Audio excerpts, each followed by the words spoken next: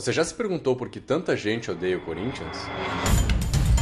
Se você não sabe, provavelmente não acompanha o futebol. Mas saiba que até mesmo quem não é fã do esporte também é vítima dessa que é a instituição mais corrupta do futebol brasileiro. Depois da CBF, é claro. Este vídeo mostrará como funcionam os esquemas espúrios que envolvem os dirigentes corintianos. Como o Corinthians comprou a taça de campeão brasileiro em 2005? Com a palavra, Alberto Dualib, então presidente do Corinthians. Como é que ganhou no passado? Ganhou, mas olha, se não tivesse aquela anulação de 11 jogos, nós estamos fora, porque campeão de fato e direito seria internacional. Porque os últimos 5 jogos, nós temos 14 pontos na frente e chegamos, entendeu? Com 1 ponto só, rodado. Sobe Tinga e Fernandão lá dentro da área. Olha o Tinga! E o pênalti ou não? E aí, Arnaldo? Ele não vai dar um pênalti, vai dar uma bronca no Tinga, vai expulsar o Tinga. Olha só o Fábio entrando lá no alto. Acerta o Tinga, pênalti. Tudo bem. Ele errou. Ele vai... Agora é brincadeira expulsar o Tinga, né? Exato, ele vai dar um amarelo no Tinga, né? De time que simulou. Olha o pênalti claro, olha o pênalti claro, olha o pênalti claro. Como o Corinthians comprou a taça da Copa do Brasil de 2009? Quem explica é PVC, comentarista da ESPN Brasil. Para quem chegar, chega o Ronaldo, protege, procura alguém, grande jogada, foi pro chão, óbvio, deu pênalti! Pênalti para o Corinthians, pênalti em cima do Ronaldo! A reclamação dos jogadores do Atlético Paranaense. Numa jogada sensacional do Ronaldo na grande área. Ele domina, dá um toque de calcanhar e aí se joga, PVC. É o 4º pênalti marcado para o Corinthians na Copa do Brasil. É o 4º pênalti inexistente. É o 4º pênalti inexistente. É o 4º pênalti inexistente. E como o Corinthians faz para manipular as arbitragens? Ouçam o que diz o árbitro da FIFA, Gutenberg de Paula Fonseca. Por que a orientação de ligar para o Sérgio Corrêa, por exemplo, depois da escala? Por que o árbitro tem que ligar para o Sérgio Corrêa antes de apitar um jogo? Isso não te parece um pouco estranho? Ô Fernando, olha só, eu entrei na CBF em 2004. Eu nunca vi isso na minha vida. Isso foi mais uma das mudanças do senhor Sérgio Corrêa, tá certo? Aí ele inventou também essa situação do árbitro, quando receber as escalas, ele ligar para receber as recomendações. E eu posso me citar como exemplo, porque tudo que eu vou falar e venho falando para você, eu tenho provas. Inclusive, além de provas, eu faço questão de mais à frente a gente não só enviar para todo mundo que tem interesse e contribuir muito para que, de uma certa forma, essa sujeirada toda seja lavada. E ele dizia o seguinte: aquele árbitro que não ligar, está fora das escalas. E eu, por exemplo, fui fazer um jogo Corinthians e Goiás, que o Corinthians ganhou de 5-1, e antes do jogo ele disse para mim: vai lá, boa sorte, vai apitar o jogo do Timão, hein? O que eu posso pensar com isso?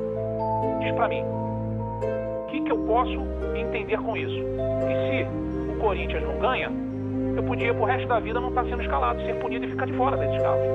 Isso é uma da colocação dele, uma das coisas que ele fez. Isso ninguém fala, ninguém comenta. Ouçam agora um bate-papo entre Alberto Dualib e André Sanches, ex-presidentes do clube. Nessa conversa com Dualib, André Sanches se mostra inseguro com o que vai dizer a Polícia Federal e pergunta o que fazer. Então, eu queria falar com o senhor Oconese aí, pra ver que eu tenho que ir na Federal amanhã, né? Pra gente falar, pra mim falar uma coisa, a mesma coisa que o senhor vai falar. Que Você sabe que eu até vou adiar meu depoimento. É bom também fazer isso, adiar também. Nós temos que falar com Londres para dizer o que eles falaram lá quando eles foram lá. O que eu quero é que a gente fale a mesma coisa junto pra não dar problema, né? Se o senhor falar o que o senhor vai falar, eu vou falar. Até mesmo você é vítima desses esquemas, mesmo que não acompanhe o futebol. Veja como. André Sanches virou um personagem importante não apenas para o Corinthians, mas para a estrutura de poder do futebol brasileiro. Ele hoje é o parceiro preferencial de Ricardo Teixeira, o chefe da CBF. Não foi por acaso que o presidente do time mais popular de São Paulo votou de acordo com os interesses de Ricardo Teixeira e da TV Globo na eleição para o Clube dos 13.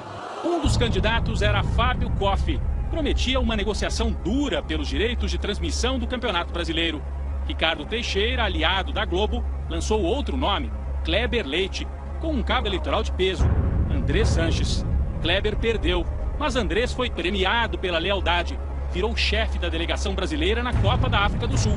Em 2011, devolveu a gentileza, rompeu com o Clube dos 13 e anunciou que negociaria diretamente com a Globo os direitos do Brasileirão. Em maio, no encontro com dirigentes, nem fez cerimônia. Sou amigo do Ricardo Teixeira mesmo, sou amigo da Globo mesmo, apesar de ser gangster, sou amigo de não sei de quem. Eu não tenho problema não. Agora, eu vejo meu clube. A declaração pegou mal com os parceiros que foram tão generosos com o Corinthians, a ponto de oferecer ao clube a chance de realizar um velho sonho. Até 2 anos atrás, ninguém tinha dúvidas. Esse aqui seria o Estádio Paulista na Copa do Mundo de 2014. O São Paulo, dono do Morumbi, fez um primeiro projeto e, depois de receber várias instruções da FIFA, preparou um segundo desenho que previa até a cobertura do estádio. O custo total da reforma, 256 milhões de reais. O anúncio de que o Morumbi seria a sede da Copa virou foto na parede. Além de Lula, o próprio André Sanches estava em campo no dia em que o estádio do São Paulo recebeu a chancela oficial. Isso foi em 2009. No ano seguinte, tudo mudou. O motivo? O São Paulo apoiou Fábio Koff para o Clube dos 13, irritando Ricardo Teixeira. A partir de então, o estádio do Tricolor passou a ser bombardeado pela CBF. O Comitê Brasileiro fez novas exigências, o que dobraria o custo da reforma. O São Paulo não aceitou e o Morumbi ficou fora da Copa. O Morumbi não ficou fora da Copa por nenhuma questão técnica de reforma. O Morumbi ficou fora da Copa por uma decisão política do presidente da CBF, que também é o presidente do comitê organizador local. No lugar do Morumbi, entrou André Sanches, com o projeto da Arena do Timão. O custo, R$1 bilhão, 4 vezes a reforma do Morumbi. Porque a construção de novos estádios envolve valores maiores do que a reforma de um estádio já existente. A obra do novo estádio precisa de 420 milhões de dinheiro público, que viriam de incentivos fiscais da prefeitura, e mais 400 milhões de empréstimo do BNDES, também dinheiro público.